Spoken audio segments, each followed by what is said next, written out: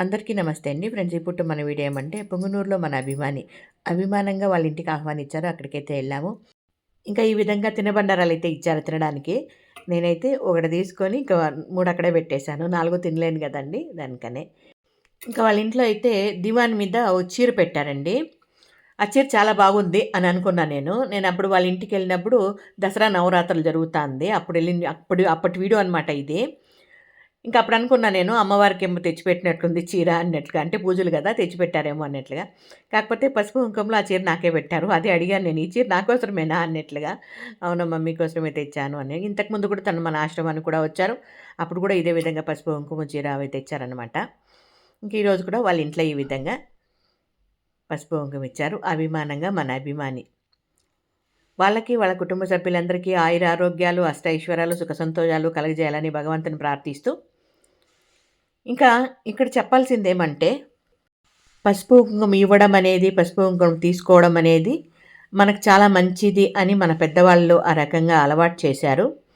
అది ఆ సాంప్రదాయాన్ని ఇప్పుడు కూడా మన వాళ్ళందరూ కూడా పాటిస్తున్నారు తూచా తప్పకుండా. చాలా వరకు చాలా కుటుంబాల్లో ఈ పద్ధతినైతే పాటిస్తున్నారు. మీలో ఎంతమంది ఈ రకంగా పసుపు కుంకుమ ఇవ్వడానికి, తీసుకోవడానికి ఇష్టపడతారో నా కామెంట్‌లో తెలియజేయండి. నాకైతే మాత్రం పసుపు కుంకుమ ఇవ్వడానికి కూడా ఇష్టము, తీసుకోవడానికి కూడా ఇష్టమేనండి. ఎందుకంటే ఏదో అంటారు కదా! అదృష్టం ఉండాలా అన్నట్లుగా. ఆ అదృష్టం భగవంతుడు నాకు కలుగజేశాడు కాబట్టి చాలా సంతోషంగా, తృప్తిగా ఈ రకంగా తీసుకున్నాను.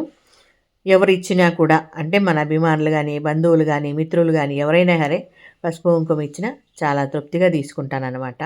అంటే దాంట్లో చీర పెట్టాలనేది ఏమి కాదు గానీ, పసుపు కుంకుమ, గాజులు, పూలు ఇట్లాంటివి చాలా ఇష్టపడతాను.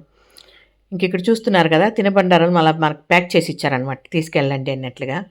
అవి తీసుకొచ్చాము. ఇక్కడ పసుపు, కుంకుమ, పూలు అనేది కూడా మీరెప్పుడూ కూడా వీడియోల్లో గమనిస్తానే ఉంటారు ఇంతవరకు కూడా స్టార్టింగ్ డే నుండి కూడా. నా చేతుల నిండా గాజులుంటాయి. తల నిండా పూలుంటాయి.